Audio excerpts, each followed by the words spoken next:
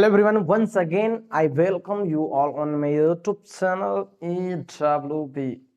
You know EWB means what? English वाला भूपेंद्र। तो दोस्तों जैसे आप लोग जानते हैं कि यहाँ पे एडवांस इंग्लिश में स्टार्ट कर चुका हूँ और इस चैनल पर आपको कंपटीशन लेवल की इंग्लिश पढ़ाई जाती है। राम आम खाता है का दिन आपका गया। कंपटीशन लेवल पर इंग्लिश को सीखो कि अगर आप एग्जाम में बैठो तो एक ही बार में एग्जाम में आपका सिलेक्शन हो जाए, आप क्वालिफाई कर जाए। तो हम शुरू करते हैं आज जो हमारा टॉपिक है। देखो यहाँ पे मैंने सबसे पहले जब फर्स्ट क्लास हमारी स्टार्ट हुई थी तो मैंने बोला था कि इंग्लिश को हिंदी से बिल्कुल नहीं जोड़ना। मतलब कि नाउन का मतलब संज्ञा नहीं होता है, ये मैं बोला था। लेकिन अगर आप इंग्लिश में आपको सेंटेंसेज मिलेंगे तो भाई समझने के लिए तो अपनी मातृभाषा का यूज करना पड़ा, तो कोई दिक्कत नहीं है। नो डाउट इज देयर कि आप उसको अपनी मातृभाषा में समझो। बट अगर टेंस का मतलब काल होता है, प्रोनाउन का मतलब सर्वनाम होता है और इंग्लिश को अगर आप हिंदी से ऐसे जोड़ लिए, ट्रांसलेशन कर लिए, उसको ट्रांसलेट कर लिए आप, तो वहीं पे आप लैग कर जाएंगे और आप मतलब वहां से आपको समझ में नहीं आएगा कि नहीं यार चीजें क्या है। क्योंकि भाई इंग्लिश अलग चीज है, हिंदी अलग चीज है। आप इस बात को समझो, जितनी जल्दी हो सके समझो। जैसे इसका एक छोटा सा एग्जांपल मैं आपको देना चाहता हूं।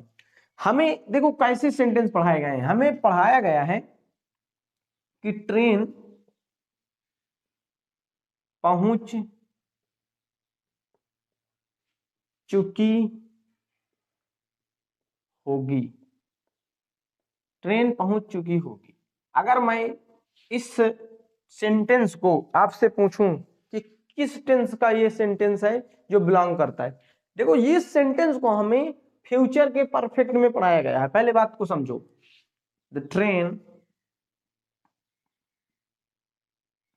Will have arrived.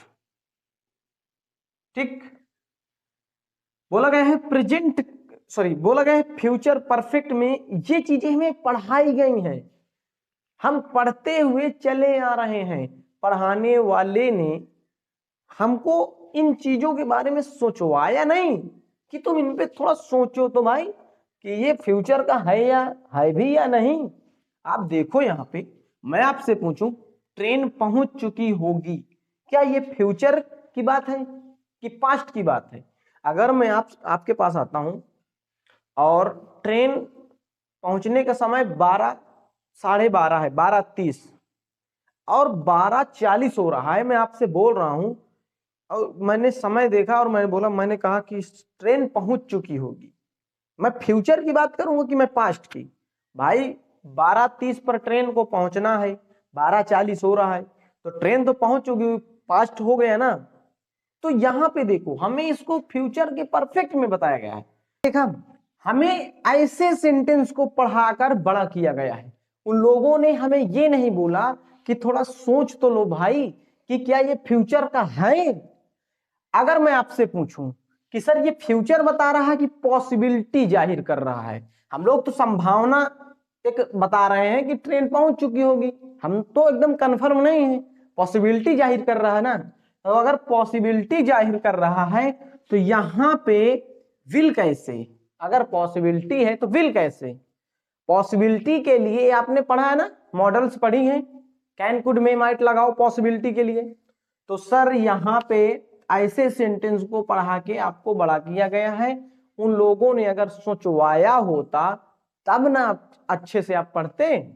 तो मैं यही इंसिस्ट कर रहा हूं बार बार आपको कि इस समय अगर ग्रेजुएट लेवल पे, कंपटीशन के लेवल पे, एडवांस लेवल पे आप इंग्लिश पढ़ रहे हो तो भाई उस इंग्लिश को हिंदी से मत जोड़ना बस।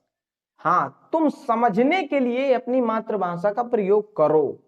कि अगर मैं कोई सेंटेंस लिखूं, जैसे इधर आप देख लो, आप यहाँ पे मैंने आपके सामने एक हिंदी का सेंटेंस लिखा है, तो मैं आपसे पूछ रहा हूं कि यहां से लेके यहां तक क्या इस सेंटेंस में ग्रामर की कोई गलती है, व्याकरण की कोई गलती है हिंदी के?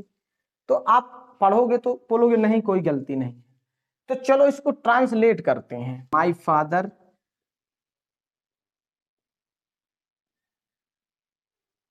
Told me that if this time you will pass, I will give you an iPhone। देख लो आप, आपके सामने मैंने इसको ट्रांसलेट कर दिया। अब ऊपर वाले सेंटेंस में ग्रामर की यानी व्याकरण की कोई गलती नहीं है। यहां पे आ जाओ, अगर यहां आप देखोगे तो ये यू किसके लिए है, ध्यान से देखना, ये यू मेरे लिए है। तो यहां पे मेरे लिए का प्रोनाउन यू नहीं होता है, क्या होता है, आई होता है। यहां क्या हो जाएगा, आई। अब यहां पे देखो, यहां पे मेरे लिए सब सही है, ठीक है। आपने पढ़ा है कि इंग्लिश में, पर्सनली आपने इंग्लिश में पढ़ा है, इफ के साथ विल या शैल मॉडल्स का यूज नहीं करते हैं। यहां पे देख लो, तो यहां पे आप क्या करोगे, यहां पे आप पास्ट कर दोगे, ठीक। अब यहां पे देख लो, अगर के साथ आप गागी यूज कर सकते हो, कोई बार नहीं है। अब यहां पे देख लो, ये आई किसके लिए, पिताजी के लिए ना, तो यहां आई नहीं होगा, ये देखो यहां ही होगा। प्रोनाउन, प्रोनाउन अपने नाउन की जगह में चेंज होता है, तो आपने देखा यहां आई नहीं होगा, ही होगा। और आपने पढ़ रखा है कि पास्ट के साथ पास्ट लगता है, यानी आपने पढ़ा ना भाई, पास्ट के साथ हम सेंटेंस पास्ट में करते हैं, तो यहां विल नहीं वुड होगा। देख लो, और ऊपर के आपके ऊपर के सेंटेंस में पास्ट के साथ पास्ट, फ्यूचर के साथ फ्यूचर लगता है, कोई दिक्कत नहीं। देखो पास्ट के साथ फ्यूचर भी लगता है, कोई दिक्कत नहीं। लेकिन यहां पे देखो कितने सारे एरर हैं। इफ के साथ विल शैल नहीं लगेगा, हमने उसको पास्ट कर दिया। अब आप जानते हो ये यू किसके लिए है, मेरे लिए, तो मेरे लिए को यहां यू नहीं आई होगा। यहां पे देख लो, ये आई पिताजी के लिए है, ये पिताजी यहां प्रो नाउन है, नाउन को चेंज किया हमने प्रोनाउन में, समझे। पिताजी के लिए आई नहीं ही होगा, he would give you an iPhone. ऐसे इसलिए हमको हिंदी को इंग्लिश में नहीं जोड़ना है। हिंदी में सेंटेंस में कोई एरर नहीं था, लेकिन जब हमने इसको इंग्लिश में किया तो 75 एरर सामने आ गए भाई, क्योंकि इंग्लिश का ग्रामर इंग्लिश के लिए है, हिंदी का ग्रामर हिंदी के लिए है। अगर मैं यहां बना दूं कि दैट का मतलब की होता है, इफ का मतलब अगर होता है, तो गलत है ना भाई। अगर इफ का मतलब अगर होता तो फिर काट क्यों रहे हो। अगर इफ के साथ देखो ना, यहां पे कोई बार नहीं है, आप इफ के साथ गागी लगाओ, गागी लगाओ, लेकिन यहां इफ के साथ विल शैल आप नहीं लगा सकते हो। तो ये एडवांस की चीजें हैं, इनमें सोचना पड़ेगा। एक सेंटेंस और लेते हैं, इन रिस्पेक्ट ऑफ द फार्मर्स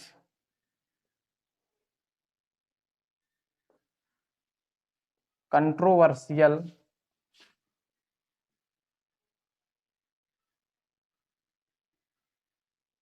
तो सर आपके सामने मैंने एक सेंटेंस लिखा है, इस सेंटेंस को आपको पढ़ना है।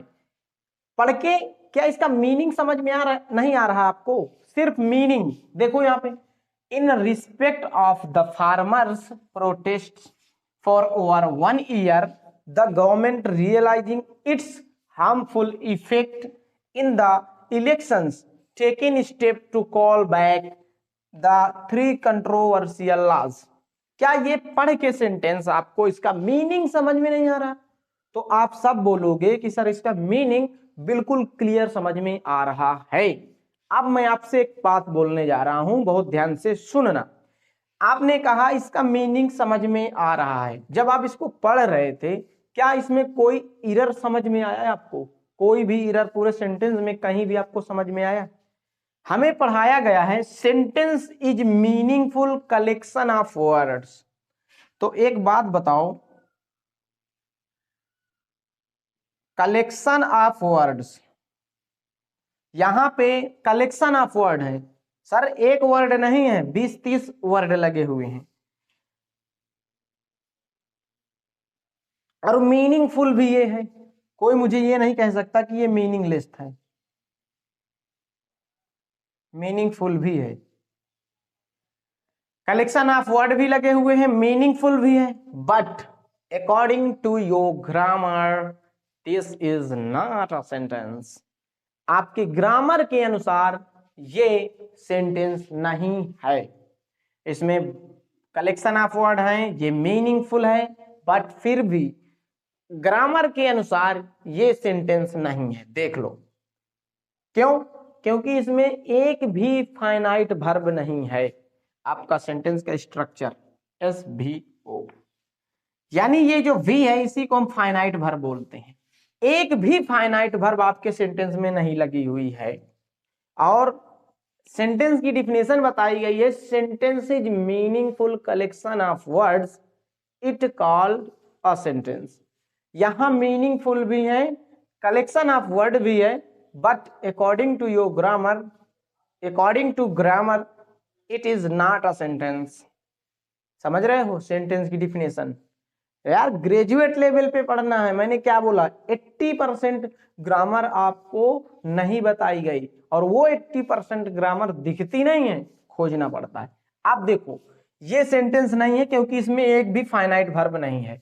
आप यहां पे देखोगे तो क्रियाएं तो बहुत सारी लगी हुई हैं। एक क्रिया ये है, एक क्रिया यहाँ पे ये लगी हुई है। क्या वर्ब की फोर्थ फॉर्म को सिर्फ फोर्थ फॉर्म से आप सेंटेंस बना सकते हो? क्या आप लिख सकते हो आई गोइंग, आई, क्या आप लिख सकते हो आई गोइंग टू मार्केट? लिख सकते हो? क्या वर्ब के थर्ड फॉर्म से आप सेंटेंस बना सकते हो? क्या आप लिख सकते हो I taken, I taken my books? क्या लिख सकते हो? सेंटेंस ऐसे बना सकते हो? सर इनका ग्रामर गलत है, बट मीनिंग समझ में आ रही है। आप एक बात बताओ, आप यहां आई एम जोड़ के इसके मीनिंग में कोई प्रभाव पड़ा क्या? I am going to market या I going to market, meaning तो वही है ना। हाँ, इसके ग्रामर को आपने शुद्ध किया है, इसके ग्रामर को आपने शुद्ध किया है कुछ वर्ड को जोड़कर। यहां पे देखो I have taken my books, तो यहां पे अगर मैं हैव जोड़ दिया तो यहां पे क्या इसके मीनिंग में कुछ प्रभाव पड़ा या मीनिंग चेंज हो जाएगी क्या? नहीं, मीनिंग नहीं चेंज होगी, ग्रामेटिकली आप उसको शुद्ध कर रहे हो।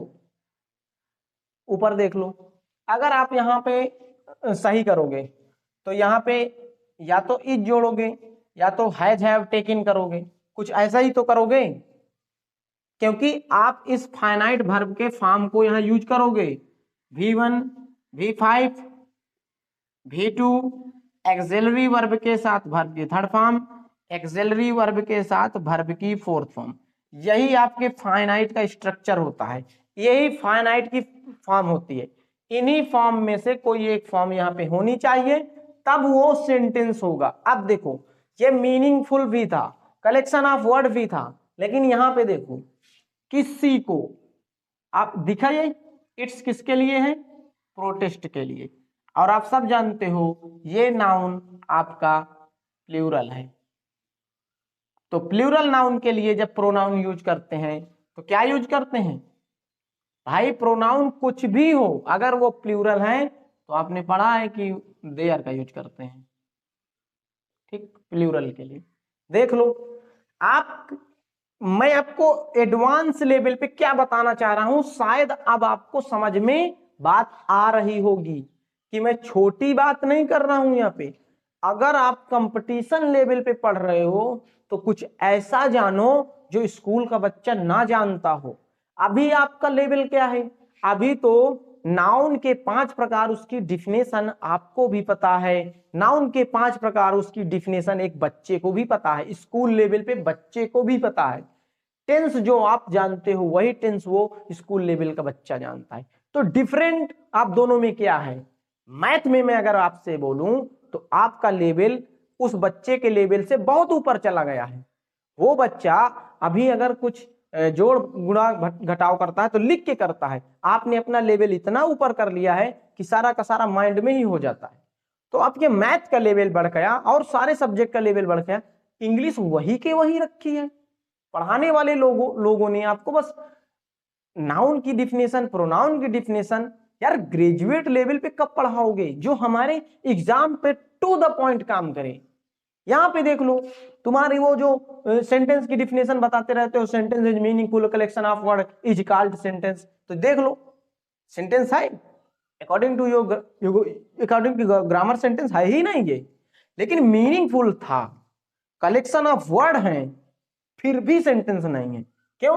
क्योंकि सेंटेंस के लिए आपको पता होना चाहिए कि जब तक आपके सेंटेंस में फाइनाइट वर्ब नहीं होगी सेंटेंस नहीं बोला जाता। और वर्ब तो आप लोग जानते हो ना, 2 प्रकार की होती है, एक फाइनाइट होती है, एक नॉन फाइनाइट होती है। तो इसकी चर्चा भी हमें डिटेल में करनी है, अब तो क्लास शुरू ही हो चुकी है। तो आई होप कि कुछ तो समझ में आया होगा, ऐसा नहीं है कि कुछ भी नहीं समझ में आया होगा। वो जो आप जानते हो उस इंग्लिश से कहीं हटके ये इंग्लिश है, तो थोड़ा समय तो लगेगा ना भाई। मोटरसाइकिल सीखते हो एक ही दिन में तो चलाने नहीं आता, पहले आप चलाते हो, फिर प्रैक्टिस करते हो, प्रैक्टिस इतना कर लेते हो कि रोड पे चलते हो हाथ भी हैंडल से हटा देते हो। वैसे ही इंग्लिश में होगा, अभी सीखो फिर प्रैक्टिस करो, उसके बाद देखो चीजें नॉर्मल हो जाएंगी। तो आई होप कि चीजें समझ में आई होंगी। अगर आपको चीजें समझ में आई हैं तो आपसे एक रिक्वेस्ट है, वो रिक्वेस्ट आप जानते हो, बताने की चीज नहीं है। तो मिलते हैं नेक्स्ट वीडियो में, तब तक के लिए जय हिंद।